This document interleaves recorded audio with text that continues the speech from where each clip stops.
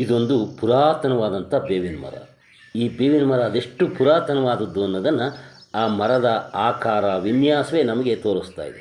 ನೋಡಿ, ಆ ಮರ ಸಿಡಿದು ಅಂದರೆ ಕೌಲಾಗಿ ಬೇರೆ ಬೇರೆ ರೀತಿಯಲ್ಲೇ ಬೆಳೆದ್ಕೊಂಡ್ಬಿಟ್ಟಿದೆ. ಆ ಮರದ ಈಗಿನ ರಚನೆಯೇ ಅದರ ಪುರಾತನವನ್ನು ತುಂಬ ಹಿಂದಕ್ಕೆ ತೆಗೆದುಕೊಂಡು ಹೋಗ್ತದೆ.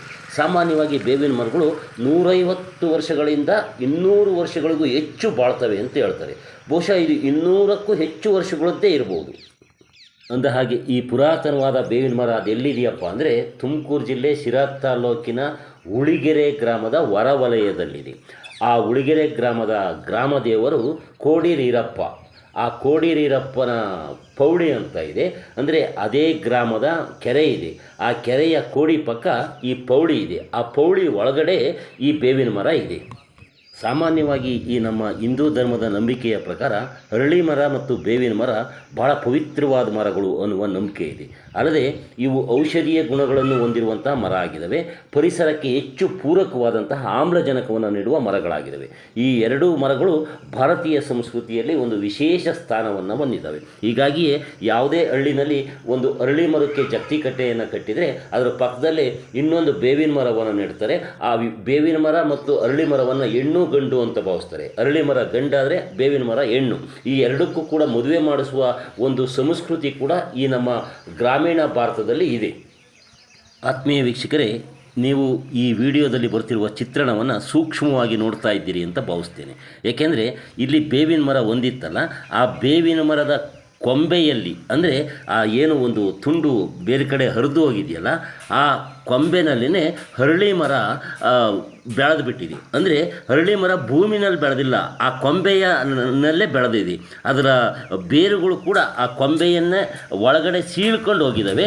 ಮತ್ತು ಆ ಕೊಂಬೆ ಕೂಡ ಏನು ಈ ಅರಳಿ ಮರ ಬೆಳೆದಿದೆಯಲ್ಲ, ಆ ಕೊಂಬೆ ಕೂಡ ನಾಶವಾಗಿಲ್ಲ. ಅದು ಕೂಡ ಇವತ್ತಿಗೂ ಕೂಡ ಜೀವಂತವಾಗಿ ಮುಂದಕ್ಕೆ ಹೋಗಿ ಅದು ಒಂದು ಕೌಲಾಗಿ ಹೊಡ್ಕೊಂಡಿದೆ. ಇದನ್ನು ನೀವು ಸೂಕ್ಷ್ಮವಾಗಿ ನೋಡ್ತಾ ಇದ್ದೀರಿ ಅಂತ ಕಾಣ್ತಾ ಇದೆ. ನೋಡಿ, ಅರಳಿ ಮರ ಆ ಬೇವಿನ ಮರದ ಕೊಂಬೆಯಲ್ಲಿ ಬೆಳೆದು ಅದು ಕೂಡ ಬೃಹತ್ತಾಗಿ ಬೆಳೀತಾ ಇದೆ. ಸಾಮಾನ್ಯವಾಗಿ ಈ ಅರಳಿ ಮರಗಳು ಎಲ್ಲಂದ್ರೆ ಅಲ್ಲಿ ಬೆಳೆದು ಬಿಡ್ತವೆ. ಈ ಹಳೆಯ ಕಟ್ಟಡ, ಹೊಸ ಕಟ್ಟಡ ಇದ್ದರೂ ಅಲ್ಲೊಂದು ಚೂರು ಸಂಧಿ ಇದ್ದರೆ ಅಲ್ಲೂ ಕೂಡ ಬೆಳೆದು ಬಿಡ್ತವೆ. ಆ ನಂತರ ಅದರ ಮಾಲೀಕರು ಅವನ್ನ ಕಿತ್ತಾಕ್ತಾರೆ. ಅದೇ ರೀತಿ ಈ ಮರಗಳ ಮೇಲೆ ಕೂಡ ಈ ಅರಳಿ ಗಿಡ ಬೆಳೀತಾ ಇರ್ತದೆ. ಎಲ್ಲರೂ ಆ ಮರದಲ್ಲಿ ಒಂಚೂರು ಸಂದು ಅಥವಾ ಟೊಳ್ಳು ಇದ್ದರೆ ಅಲ್ಲಿಯೇ ಬೇರು ಬಿಟ್ಟು ಬೆಳೆದು ಬಿಡ್ತದೆ. ಆದರೆ ಇಲ್ಲಿ ನೀವು ಏನು ನೋಡ್ತಿದ್ದೀರಲ್ಲ, ಇದು ಒಂದು ದೇವಸ್ಥಾನದ ಪೌಳಿ, ಬಹಳ ಪ್ರಸಿದ್ಧವಾದಂತಹ ದೇವಸ್ಥಾನವೇ. ಅದಕ್ಕೂ ಕೂಡ ಈ ಕೋಡಿರೀರಪ್ಪನ ಸ್ವಾಮಿಗೆ ತನ್ನದೇ ಆದಂಥ ಒಕ್ಕಲಿದ್ದಾರೆ. ಈ ಕುಂಚಿಟಿಗ ಸಮಾಜದ ಈ ಬಸ್ದೇನರು ಅಂತಾರಲ್ಲ, ಈ ಬಸ್ದೇನರ ಕುಲದವರು ಈ ಏನು ನಮ್ಮ ಈ ಕೋಡಿರೀರಪ್ಪ ಸ್ವಾಮಿ ಇದೆಯಲ್ಲ ಅದರ ಒಕ್ಕಲಾಗಿದ್ದಾರೆ. ತುಂಬ ವರ್ಷಕ್ಕೊಮ್ಮೆ ಬೃಹತ್ ಜಾತ್ರೆ ಕೂಡ ನಡೀತದೆ.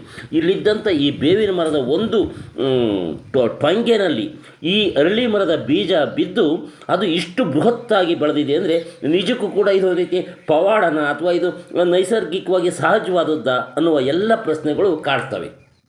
ಇದೇನು ಈ ಕೋಡಿರಪ್ಪನ ಸ್ವಾಮಿ ದೇವಸ್ಥಾನ ಇದೆಯಲ್ಲ, ಈ ಗ್ರಾಮ ಉಳಿಗೆರೆ, ಈ ಉಳಿಗೆರೆ ನಮ್ಮಮ್ಮನ ತವರು ಮನೆ. ಹೀಗಾಗಿ ನಾವು ನಮ್ಮ ಬಾಲ್ಯವನ್ನು ಕಳೆದಿದ್ದು ಕೂಡ ಈ ಗ್ರಾಮದಲ್ಲಿಯೇ. ಅಲ್ಲದೆ ಇಲ್ಲಿ ಏನು ಈ ಪೌಳಿ ಇದೆಯಲ್ಲ, ಈ ಬೇವಿನ ಮರ, ಬೇವಿನ ಮರದ ಟೊಂಗೆನಲ್ಲಿ ಬೆಳೆದಿರುವ ಈ ಅರಳಿ ಮರ, ಈ ಸ್ವಾರಸ್ಯಕರ ಈ ಪೌಳಿ ಇದೆಯಲ್ಲ, ಈ ಪೌಳಿಯ ಪಕ್ಕದಲ್ಲೇ ನಮ್ಮ ಅಜ್ಜಿಯರ ಹೊಲ ಇತ್ತು.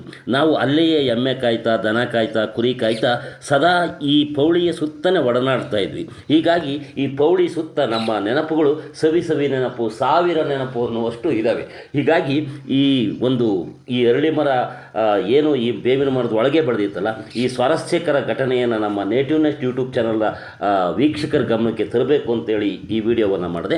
ಈ ವಿಡಿಯೋ ನಿಮ್ಗೆ ಇಷ್ಟವಾಗುತ್ತೆ ಅಂತ ಭಾವಿಸ್ತೇನೆ. ಇಷ್ಟವಾಗಿದ್ದರೆ ಒಂದು ಲೈಕ್ ಕೊಡಿ, ಹಾಗೆ ನಿಮ್ಗೆ ಅನಿಸಿದ್ದನ್ನು ಕಾಮೆಂಟ್ ಮಾಡಿ, ಜೊತೆಗೆ ಈ ವಿಡಿಯೋವನ್ನು ಶೇರ್ ಮಾಡಿ ನಿಮ್ಮ ಸ್ನೇಹಿತರು ಕಳಿಸಿ, ಅವರು ಕೂಡ ನೋಡಲಿ. ಇದೆಲ್ಲಕ್ಕಿಂತ ಮುಖ್ಯವಾಗಿ ನೀವು ನೋಡುತ್ತಿರುವ ಈ ನೇಟಿವ್ ನೆಸ್ಟ್ ಯೂಟ್ಯೂಬ್ ಚಾನಲ್ಗೆ ಇನ್ನೂ ಸಬ್ಸ್ಕ್ರೈಬ್ ಆಗಿಲ್ಲ ಅಂದರೆ ಸಬ್ಸ್ಕ್ರೈಬ್ ಮಾಡ್ಕೊಳ್ಳಿ. ಈವರೆಗೆ ಈ ವಿಡಿಯೋ ನೋಡಿದ್ದು ನಿಮಗೆ ನಮಸ್ತೆ.